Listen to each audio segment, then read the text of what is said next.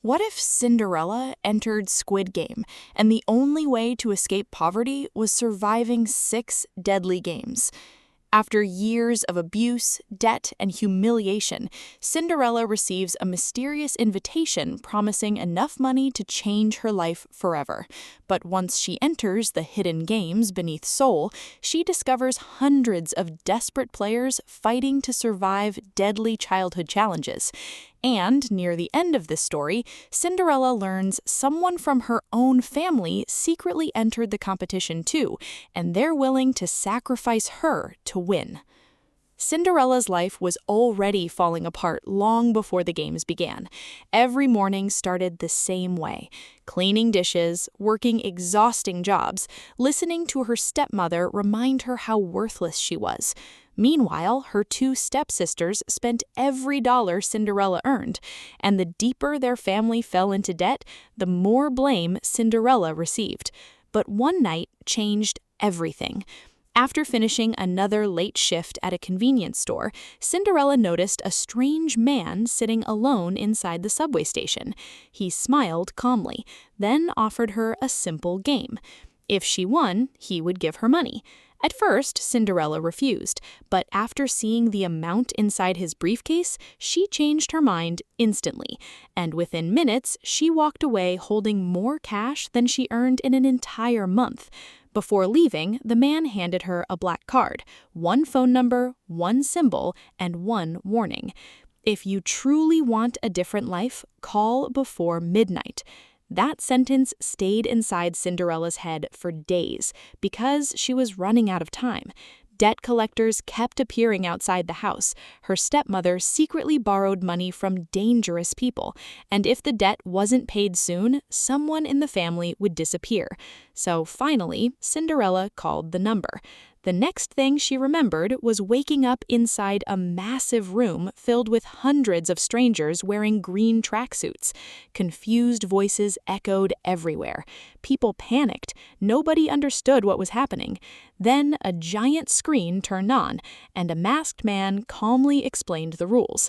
6 games, 6 chances to survive, and the winner would receive billions of won. At first, some players laughed, others thought it was fake, until the first game began. Red light, green light. The giant doll slowly turned its head, and within seconds, gunshots exploded across the field. Players dropped instantly. Blood covered the ground. Screams echoed everywhere. That was the moment Cinderella realized this wasn't a competition, it was a massacre. People shoved each other trying to survive. Some froze completely. Others trampled players without hesitation. But Cinderella stayed calm. Years of ballet lessons as a child gave her incredible balance and control. Slowly, step by step, she crossed the finish line seconds before time expired. And behind her, hundreds of bodies covered the field. That night, nobody slept. Players cried quietly in the dark. Some begged to leave. Others became violent. But Cinderella noticed something terrifying. A few players already seemed comfortable around death, especially player 218, a cold man who constantly watched everyone silently. And every time Cinderella looked at him, he smiled. The next game arrived faster than anyone expected. Honeycomb. Each player received a metal tin containing a fragile sugar shape. Break the shape, and you die. The moment Cinderella opened hers, her heart dropped. An umbrella, the hardest shape possible. Around her, players began panicking. Needles shook in terrified hands. Then suddenly, a girl beside Cinderella accidentally snapped her candy. Seconds later, guards dragged her away, screaming. That's when Cinderella realized nobody was coming to save them, so she did something unexpected. Instead of focusing only on herself, she secretly helped an elderly woman beside her survive. And for the first time inside Squid Game, someone smiled at Cinderella with genuine kindness. But kindness inside Squid Game always came with consequences, because player 218 saw everything, and now he viewed Cinderella as dangerous. That night, food supplies were reduced intentionally. The guards wanted chaos, and chaos arrived quickly. Fights exploded inside the dormitory. Players attacked each other for scraps of food. Some formed alliances. Others died in their sleep. Cinderella hid beneath the beds trying to survive the violence, until suddenly someone grabbed her arm. It was player 456, a quiet man who reminded her strangely of herself, broken, desperate, but still kind. Together, they survived the night, and slowly a fragile friendship began forming between them. For the first time since entering the games, Cinderella felt less alone. But the next challenge destroyed everything. Tug of War. 2 teams, 1 platform, 1 losing side falls to their death. The elderly woman Cinderella helped earlier joined her team. So did player 456. But right before the game started, player 218 betrayed his entire group and switched teams. And suddenly, Cinderella understood the truth. Inside these games, trust was the most dangerous thing of all. The ropes tightened, the platform shook violently, players screamed as they slipped closer to the edge, and seconds before losing, Cinderella remembered something her mother once told her as a child. Strength alone doesn't win battles, timing does. So instead of pulling harder, she ordered her team to suddenly release tension together. The opposing team lost balance instantly, and within seconds, they plunged screaming into darkness.